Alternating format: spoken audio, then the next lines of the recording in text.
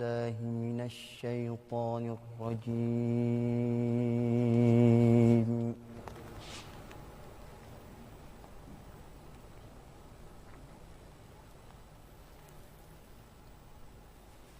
بسم الله الرحمن الرحيم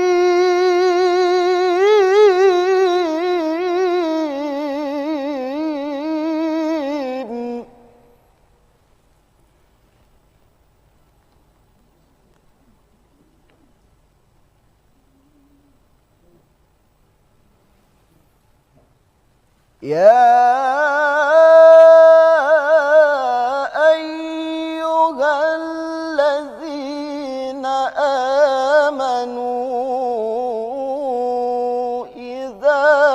قيل لكم تفسحوا في المجالس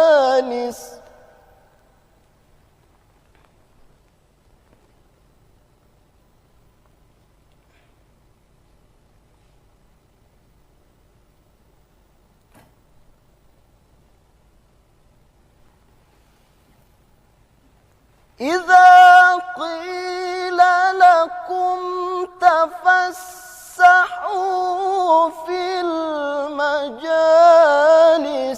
فافسحوا يفسح الله لكم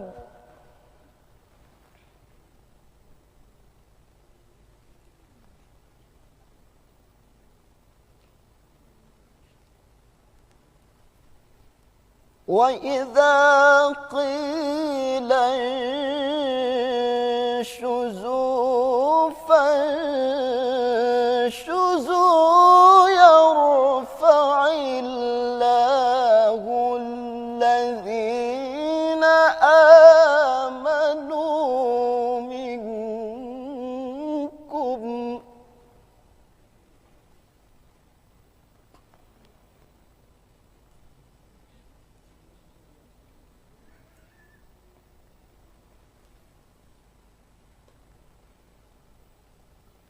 والذين أوتوا العلم درجات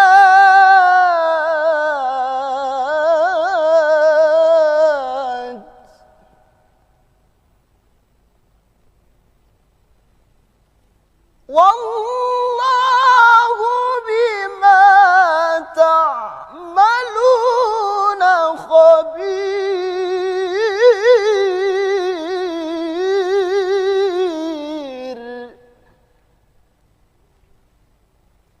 والله بما تعملون خبير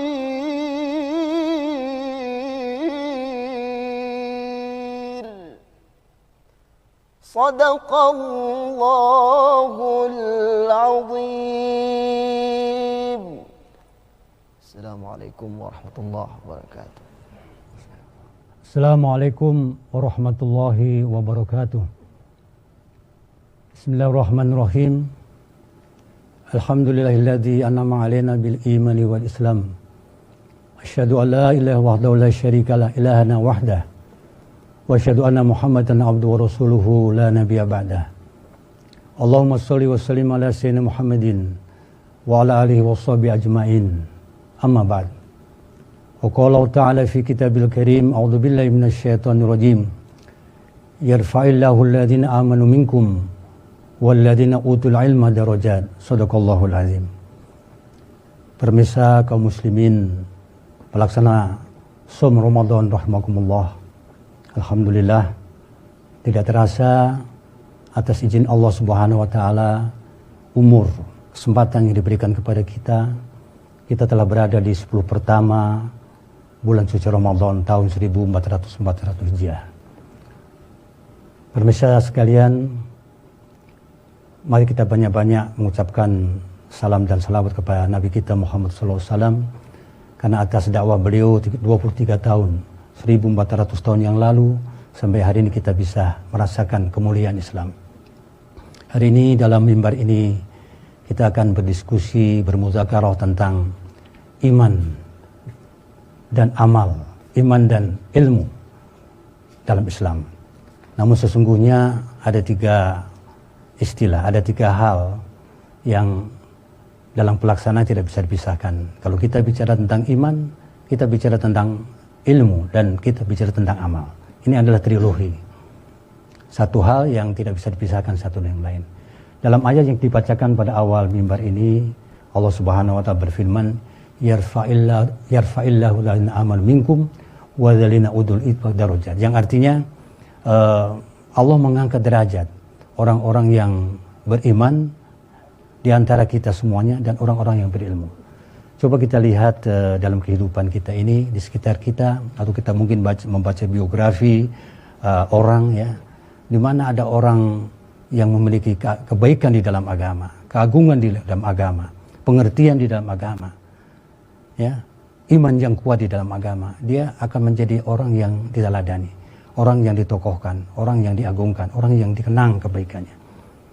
Kita juga menyaksikan dalam kehidupan ini biografi orang, ya, kalau orang punya ilmu, ya, punya titel yang banyak, kita dapati mereka ada orang-orang yang menjadi bintang di tengah kehidupan mereka.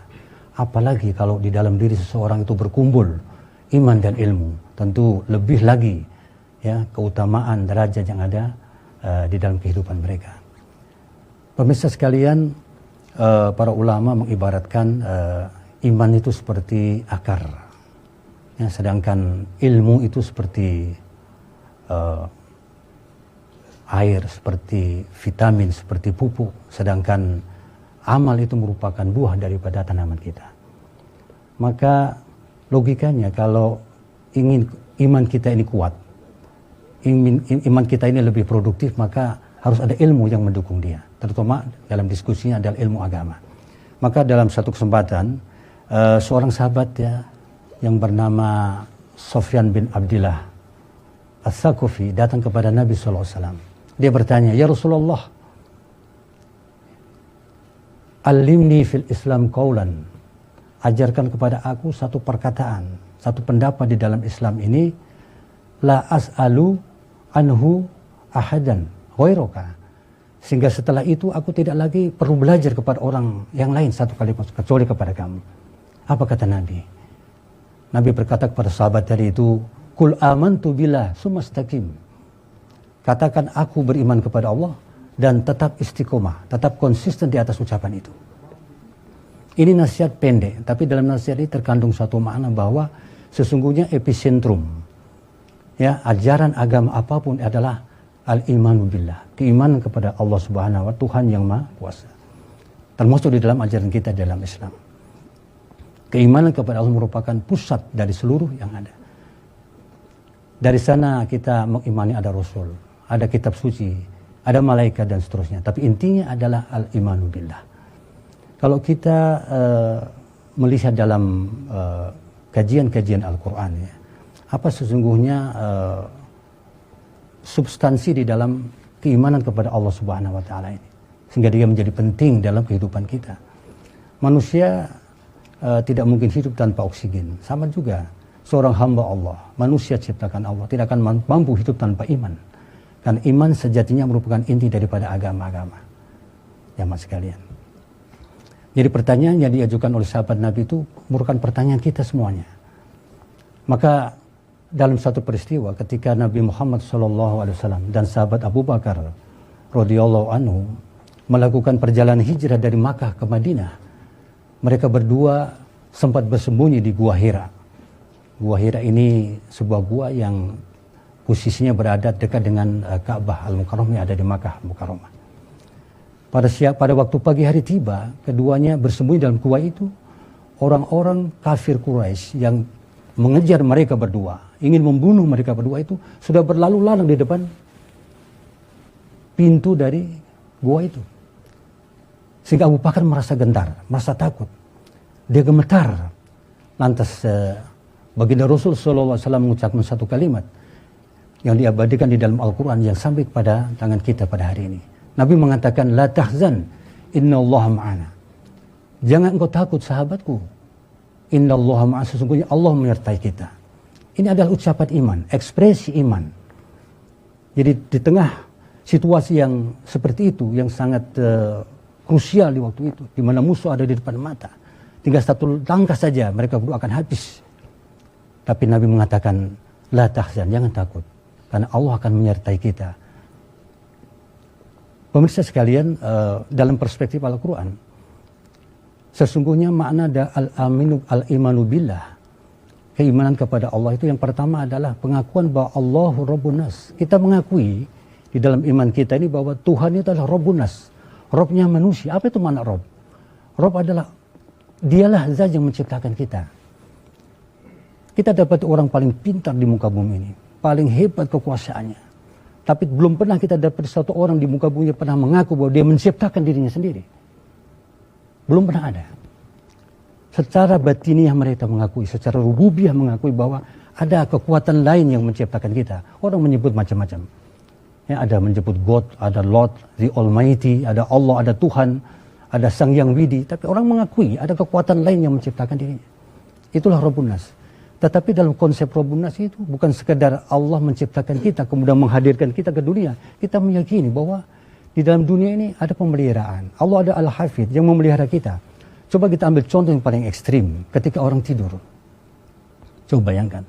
Seekor semut yang kecil bisa menggigit badan kita yang besar tanpa kita rasakan. Ketika kita tidur, jantung kita tetap berdetak. Ya, paru-paru kita tetap bekerja, darah kita tetap mengalir.